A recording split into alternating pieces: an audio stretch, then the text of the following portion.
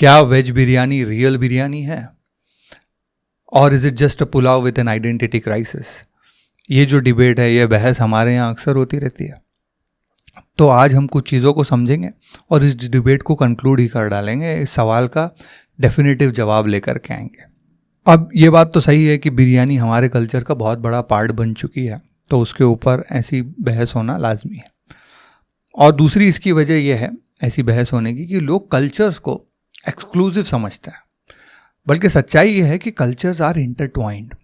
इसका क्या मतलब है मैं आपको बताता हूँ कि फूड, लोग क्या समझते हैं, फूड और क्विजीन जो है किसी कल्चर का और किसी रीजन का एक्सक्लूसिव समझते हैं लोग, बल्कि जो ये खाने की रेसिपीज होती हैं they are collection of ingredients and methods from many cultures. ये जो रेसिपीज हैं वो, इनके जो इंग्रेडिएंट्स हैं और इनका जो बनाने का मेथड है, ये बहुत सारे डिफरेंट कल्चर्स के थ्रू आता है। ये जो रेसिपीज हैं वो ट्रैवल करती हैं और बहुत सारी मॉडिफिकेशंस इसमें आती हैं। These recipes travel through time and space, है ना, कि दुनिया में अलग अलग स्पेस में जाती है। ये कभी इराक़ जाती है, कभी ईरान जाती है, कभी बगदाद जाती है, टर्की में इसको कुछ और रूप दिया जाता है। जब ये रेसिपी इंडिया आती है तो इसको कुछ और रूप मिलता है, जब वो श्रीलंका जाती है तो कुछ और रूप मिलता है, नए स्पाइसेस मिलते हैं। ऐसे सारी चीज़ें अडेप्टेशंस के बाद आज जो हम डिशेस को एंजॉय करते हैं, तब जाकर के ये रेसिपीज़ बनी है। तो ये इंटरट्वाइंड है, ये मिक्सचर है कई कल्चर्स का, कई रीजन्स का इन्फ्लुएंस रेसिपीज़ पे होता है, तब जाके एक अच्छी रेसिपी बनती है। ये जो डिशेस आप अपनी ज़िंदगी में एंजॉय करती हैं बहुत घूम घाम के आई हैं, बहुत सारे चेंजेस इसके अंदर आए हैं। और उसी तरह बिरयानी के भी कई रूप आपको देखने मिलेंगे बेस्ड ऑन ये कौन से रीजन में जाके सेटल हुई। अगर आप पीछे जा कर के देखोगे तो आप शायद रिकग्नाइज भी नहीं करो कि ये आपकी बिलेवेड बिरयानी है, ये ऐसा रूप था इसका कभी। सच्चाई ये है कि कोई भी कल्चर किसी भी चीज़ को एक्सक्लूसिवली ओन नहीं करता। ये सारी चीज़ें जो आज हमको पसंद है, ये खाना, ये म्यूज़िक, ये आर्ट, ये सारी चीज़ें सेंचुरीज से चली आ रही हैं। डिफरेंट डिफरेंट कल्चर्स का मिक्सचर इसके अंदर है, डिफरेंट कल्चर्स के अडेप्टेशंस इसके अंदर है। कई कल्चर्स ने कई चीज़ों को इवॉल्व किया है, तब जाकर के वो एक फाइनल फॉर्म में हमारे पास आई है जिसको आज हम मोहब्बत करते हैं।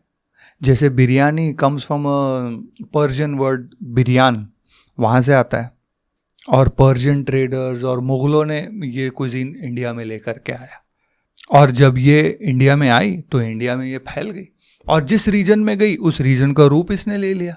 हैदराबाद की बिरयानी अलग है, लखनऊ की बिरयानी बिल्कुल अलग है, कोलकाता की बिरयानी में आपको आलू मिलेगा, साउथ इंडिया की बिरयानी में आपको कड़ी पत्ता मिलेगा। तो कौन सा सच है? सच कोई एक नहीं है, सब अडेप्टेशन ऐसे ही होती है। बिरयानी जब उज़्बेकिस्तान में गई तो वहाँ पिलाव बनती है, वहाँ उसके अंदर गोश्त डलता है और ड्राई फ्रूट्स, नट्स, ये सब डलते हैं। अफ़गानिस्तान आती है तो एक अलग रूप लेती है बिरयानी। पाकिस्तान आती है तो वहाँ स्पाइसेस नहीं है, अफ़गानिस्तान में उसके अंदर स्पाइसेस ही नहीं पड़ते, सिर्फ ब्लैक पेपर पड़ता है और ज़ीरा पड़ता है ना। लेकिन वो इंडिया में आती है तो उसको स्पाइसेस मिलते हैं क्योंकि इंडिया में स्पाइसेस हैं। ये सारी रेसिपीज़ तैयार ऐसे होती है किसी भी चीज़ की, हर रीजन से वो कुछ ना कुछ लेती है और फिर जाकर के वो एक रूप लेती है जिसको आज हम पसंद करते हैं। और आज भी लोग इसके अंदर एक्सपेरिमेंट करते हैं, चेंजेस करते हैं, वो शायद आगे जाकर के कोई और नया रूप ले ले, किसको पता है। तो ये जो आइडिया है ऑफ अ प्योर बिरयानी कि भाई बिरयानी में गोश्त पड़ता ही पड़ता है, ये अपने आप में फ्लॉड है, क्योंकि बिरयानी तो जहाँ गई वहाँ उसने अडेप्ट किया वहाँ के लोकल चीज़ों को। तो अगर कोई इंसान गोश्त नहीं खाता और उसको चाहिए कि भाई मैं बिना गोश्त के बनाऊंगा, तो वो भी बिरयानी हो सकती है। कोई एक्सक्लूसिविटी नहीं है, कोई प्योर फॉर्म उसका है ही नहीं। कहाँ से शुरू हुआ होगा किसी को पता ही नहीं है। हर चीज़ के हर जगह से अडेप्टेशंस है ना। ग्रेवी या मीट का जो स्टू है वो आप अगर टर्की में खाओगे तो बहुत अलग मिलेगा, आप पाकिस्तान में इनफैक्ट खाओगे तो बहुत अलग मिलेगा। उसमें ज़्यादा तीखापन, स्पाइसेस नहीं होंगे, टमाटर होंगे। लेकिन वही करी जब आप इंडिया में आने लगते हैं तो बहुत अलग रूप ले लेती है। दिल्ली में बहुत अलग रूप है करी का, है ना। फिर जब आप नीचे आओगे तो महाराष्ट्र में एक तीखानेस उसके अंदर आ जाता है। मराठी करी एकदम अलग है, कोल्हापुर का रस्सा बनता है, तांबड़ा पांडरा रस्सा वगैरह वगैरह। फिर साउथ में जाते हो तो साउथ इंडियन इंग्रेडिएंट्स उसमें पड़ जाते हैं, उसमें अंदर कोकोनट ऑयल पड़ेगा, कोकोनट मिल्क पड़ेगा, कड़ी पत्ता पड़ेगा। जो चीज़ें वहाँ लोकली सोर्स्ड है, लोकली अवेलेबल है, उन चीज़ों का रूप चीज़ें ले लेती हैं। कोई प्योर फॉर्म किसी भी चीज़ का नहीं होता। और सिर्फ बिरयानी नहीं, अक्रॉस रीजन, अक्रॉस कल्चर्स, बड़ी बड़ी जो फेमस चीज़ें हैं वो ऐसे ही इवॉल्व हुई है। जैसे इटली में पास्ता स्पेगेटी कैसे गई, वो नूडल्स तो चाइना वालों के यहाँ थी। कहते हैं कि मार्को पोलो जब ट्रैवल कर रहा था, उसने जो इन्फॉर्मेशन वापस लेकर के गया, तो उसके वजह से इटली में नूडल्स आए, स्पेगेटी आई।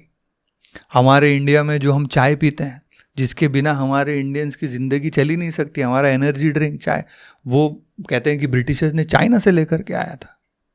ऐसी कई चीज़ें हैं। पोटैटो कहते हैं अमेरिका से आया था, लेकिन आज वड़ा पाव मुंबई का है ना।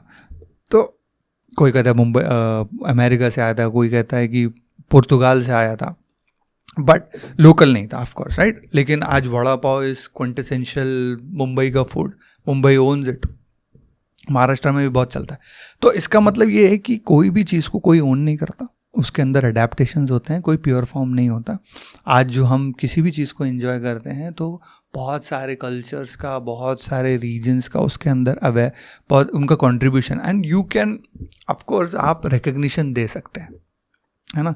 जैसे कि फूड के अंदर इस्लामिक गोल्डन एज के दौरान और टर्की की जो ऑटोमन एम्पायर के दौरान उन्होंने बहुत रिफाइनमेंट्स करी रेसिपीज़ में, जो आज भी मुस्लिम कल्चर में, मुस्लिम हाउस होल्ड्स में वैसे सारे खाने बनते हैं।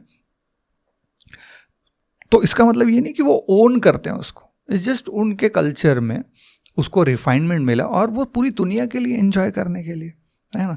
बहुत सारी चीज़ें बॉर्डर्ड भी होगी उसके अंदर। उनके इस्लाम आने के पहले भी कुछ लोग थे दुनिया में, है ना। उनके पहले क्रिश्चियनिटी थी, उसके पहले जूडाइज़म था, उससे कई हज़ार साल पहले हिंदुइज़्म था। तो हर कल्चर का, हर रीजन का, हर रिलीजन का जब टाइम आता है तो वो दुनिया के अंदर कुछ कंट्रीब्यूट करते हैं, दुनिया के आर्ट में, साइंस में, क्विजीन में, फूड में। और उन सारी चीज़ों का जो जमावड़ा होता है वो रिफाइंड होती है, चीज़ें बढ़ती बढ़ती बढ़ती आज तक हम तक पहुंचती है।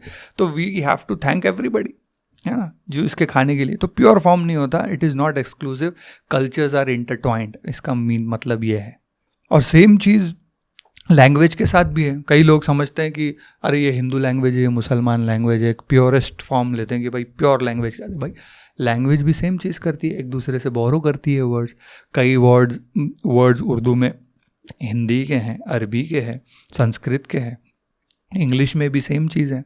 कितनी इंटरट्वाइंड होती है लैंग्वेजेस, ये आप जो लिंग्विस्टिक होते हैं, शायर होते हैं, इनसे पूछिए तो आपको पता चलेगा कि हर कल्चर की हर चीज़ में ये आपको मिलेगा। This is not exclusive to food और म्यूज़िक और ये आर्ट। हर चीज़ आप जो देखोगे उसके अंदर आपको मिलेगा कि हर कल्चर का, हर रीजन का, हर वक्त का एक अपना इन्फ्लुएंस होता है इन चीज़ों के ऊपर। कल्चर जो है कोई म्यूज़ियम में रखा हुआ कोई पीस नहीं है। कल्चर एक रिवर की तरह होता है, जब वो बहता है तो वो मर्ज भी करता है, वो इवॉल्व भी होता है ना। तो ऐसा कल्चर्स के साथ होता है।